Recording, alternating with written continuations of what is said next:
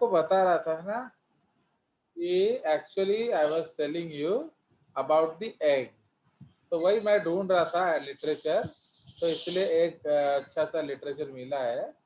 Okay, ऐसे बहुत सारे लिटरेचर हैं, तो ये थोड़ा अट्रैक्टिव था तो मैंने आपको बनाया है, आप देख लीजिए। Is it visible to you? तो the Yes, question sir. Is are egg cells? देखो, ओके, कितना अच्छा बनाया है। Eggs are considered to be single cells when they are unfertilized. तो मैंने आपको कुछ अलग बताया था, बताओ, बताइए। आपको मैंने ये बताया था ना, कुछ और बताया था। Hello,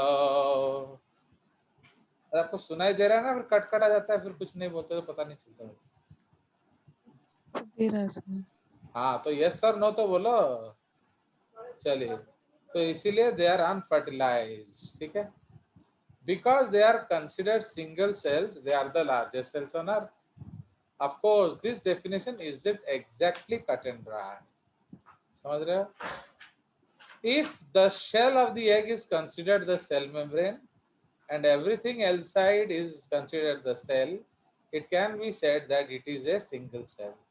Then the chicken deserves its reputation, chicken egg या जो आपका जो ostrich egg, as the largest cell. If, however, you consider the yolk and the albumin separate structures, then eggs are not a single cell.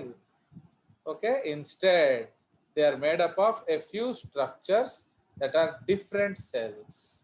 So that the chicken egg या ostrich egg is not actually the largest single cell. तो ये आपका shell है, ये calcium carbonate से बना होता है, ये मेम्ब्रेन से made up of keratin, albumin 90% water, 10% proteins, yolk 36% fat, 16% proteins, 4% carbohydrate, 1% cholesterol, 53% water and other chemicals. ये चलाजा है जो प्रोटीन से बना है, एंड ये एयर चैम्बर है जो उसे ब्रीदिंग में मदद करता है। तो जर्मिनल डिस्क, ये देखो, ये देख रहे हो, मैंने आपको बोला था कि नहीं, जब आप एग को डीप फ्राई कर दोगे तो क्या मिलेगा आपको वहां? आपको वहां एक व्हाइट स्ट्रक्चर मिलेगा। अगर आप ध्यान दे रहे हो, ये उन्होंने बनाया इसके बीच में एक व्हाइट Yes, सा sir. Yes, structure. sir. So this is called the germinal disc. समझ में आया? इसको हम लोग जर्मिनल डिस्क बोलते हैं ना। ऐसे बहुत लिटरेचर है, आप ढूंढ सकते हो। The actual DNA are all the actual DNA and organ etc. are all confined to a small spot that is attached to the yolk. This is where fertilization happens and what eventually develops into an embryo. So you might call this the egg. तो देख रहे हो? तो this is what proportion of the whole chicken egg? बोलिए कितना proportion होगा, आप guess करो। ये छोटा सा बिंदु with comparison to a egg, तो can you discuss the proportion? 1/10,000. हाँ, कम से कम 10,000 हो, कम से कम एटलीस्ट 1% तो होगा ना, या less than 1%। Okay, Less than ये 1%. देखो, ये आपका जो एम्ब्रियो बन चुका है। So the rest of the egg only serves to feed or protect the embryo after fertilization. However, in some animals, the yolk is incorporated into the cytoplasm of the ovum, and so the entire yolk could be considered the egg. उसको हम लोग आइसोलेसिथल eggs बोलते हैं। तो आइसोलेसिथल Yes, egg sir. में क्या होता है, आपका वो मिक्स हो जाता है। In general, the scientific community accepts that the yolk of an egg is one single massive cell, thousands of times bigger than typical cells. It is funny to imagine how cells, which are generally too small to be seen, could be so large that they fit in the palm of your hand. Just think about how large an ostrich egg is. The 3.3 pound ostrich egg contains the largest existing single cell. So what do you think? Is the egg the largest cell? Okay, तो ऐसा उन्होंने एक बनाया था caption. तो that actually I sir, already, हाँ बोलो। सो उसमें अनफर्टिलाइज्ड एग का लिखा था, तो हाँ चिकन का तो समझ में आया सर, ऑस्ट्रिच का भी जो एग होता है वो अनफर्टिलाइज्ड होता है। हाँ, आप बना सकते हो unfertilised egg. Suppose you make a poultry, अगर आप ऑस्ट्रिच रख के पोल्ट्री बनाना चाहते हो, बनाओ, क्या दिक्कत है? ओके, बनाए, आजकल बहुत लोग बना रहे हैं। हमारा एक नंदनकानन के पास में एक एमू पार्क है, एमू फार्म है, तो वो लोग ऐसे ही बनाते हैं वेजिटेरियन एग्स। तो वो क्या करते हैं, वो हार्मोनली स्टिमुलेट करते हैं एग ले करने के लिए। Okay, because egg is totally a different structure. एक और अच्छा सा लिटरेचर था, बट वो बहुत छोटा छोटा अक्षर था, तो मैंने उसको आपके लिए रखा नहीं है। You can search this actually. So the whole ostrich egg is actually not the ostrich egg, because egg का मतलब बायोलॉजी में ह्यूमन ओवम होता है, ओवम होता है।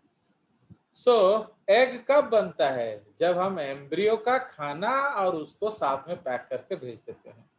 तो बाय द टाइम, उस आर्टिकल में लिखा था, by the time chicken egg is packed it is already 64 or 65,000 cells, not a single cell. समझ रहे हो? तो इसीलिए तो एग आपका जाइगोट का बनने के बाद बनता है। अंडरस्टूड? So like that. तो इसीलिए यस सर। टेक्निकली अंडे में नहीं होता है कोई अंडा। यही है अंडे का फंडा। समझ में आया? तो इसीलिए जिसको हम लार्जेस्ट सेल बोलते हैं, तो वो एक वेग कंसेप्ट है। ओके, दैट ह्यूज अंडा जो दिखा रहे हो, वो एक्चुअली एक सेल है ही नहीं।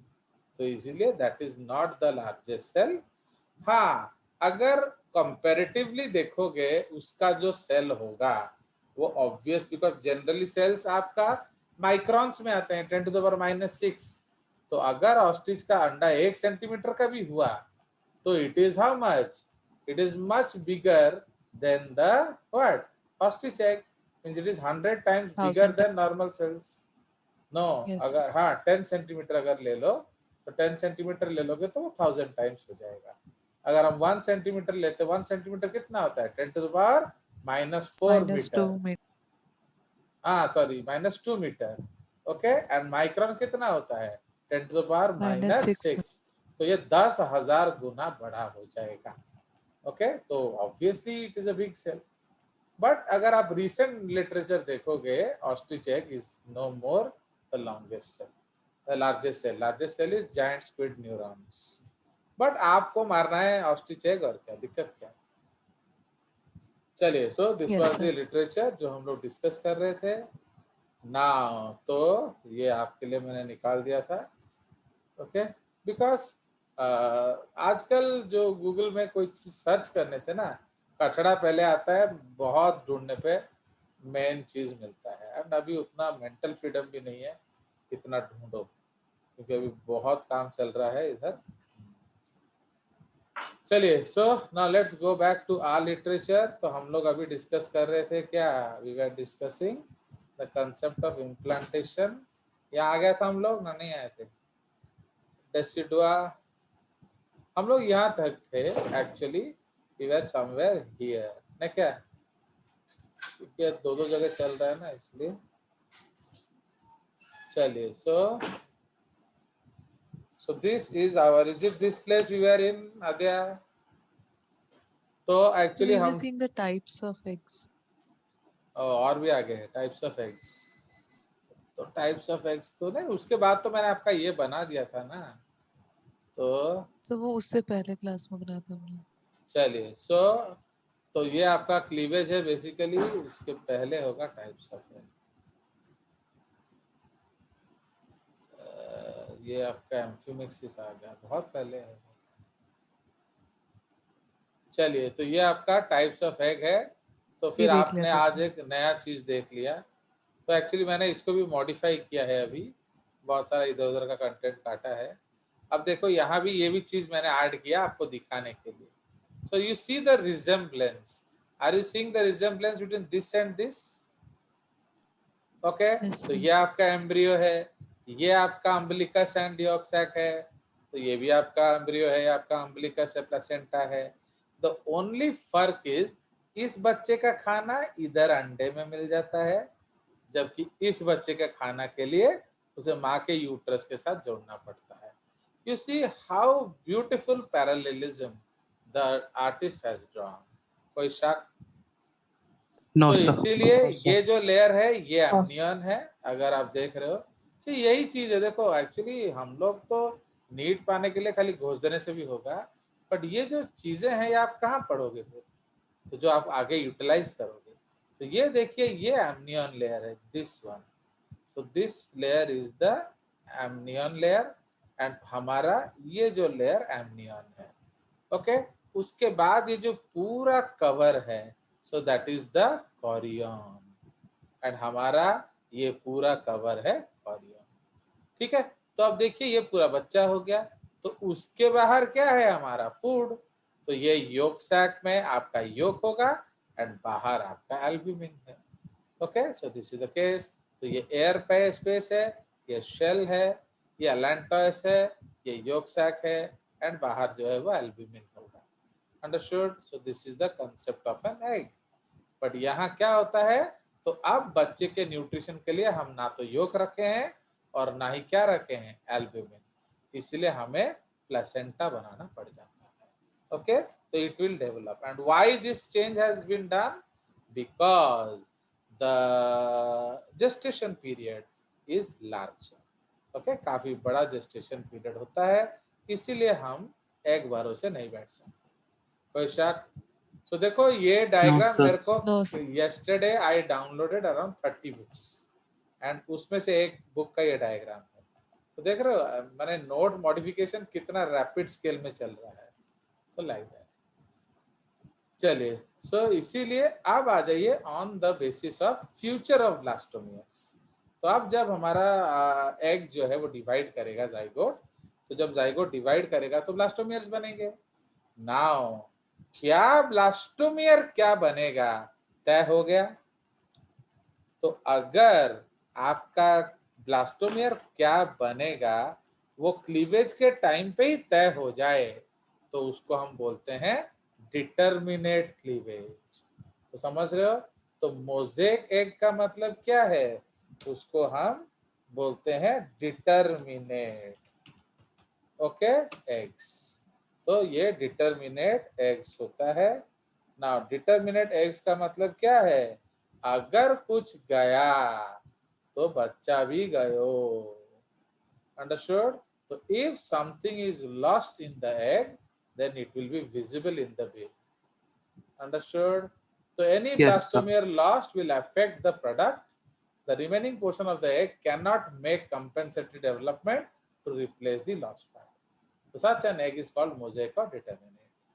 But indeterminative या regulative eggs क्या होता है, जिसमें अगर कोई ब्लास्टोमियर खो जाता है तो भी बच्चा नॉर्मल बनेगा। Understood?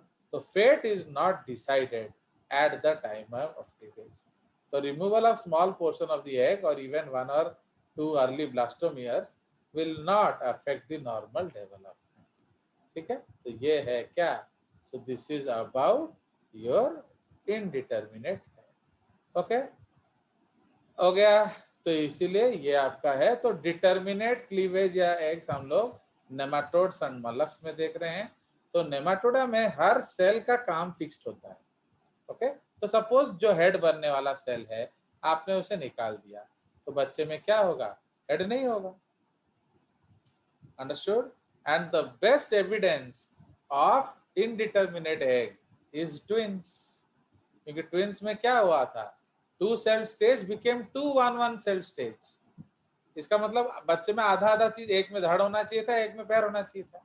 ऐसा बड़ा ऐसा कुछ नहीं हुआ, दोनों एग फिर बच्चा बन गए। इसका मतलब क्या है कि that was indeterminate. Understood? So twins are best evidence of regulative eggs. उसके बाद on the basis of distribution of yolk, तो अगर आपका योग जैसे हमने लिखा आइसोलेसिथल, in isosceles very little amount of yolk is present and it is uniformly distributed towards the ooplasm। तो इसलिए एग साइटोप्लाज्म और yolk में कोई फर्क नहीं होता, वो मिक्स हो जाता है। तो इस केस में आप कह सकते हो कि उसका जो व्हाइट है वो साइटोप्लाज्म है, ओके एंड वो yolk नहीं है। But this condition is observed in eggs with very little amount of yolk। टेलोलेसिथल मतलब आपका एक कॉर्नर में होगा क्या, yolk। So in eggs containing moderate or large amount of yolk, the distribution is not uniform. तो वो uniform distribution नहीं होता है. It is concentrated more towards one end. and it is referred to as vegetal pole. तो जिस तरफ yolk होगा उसको vegetal pole बोला जाएगा.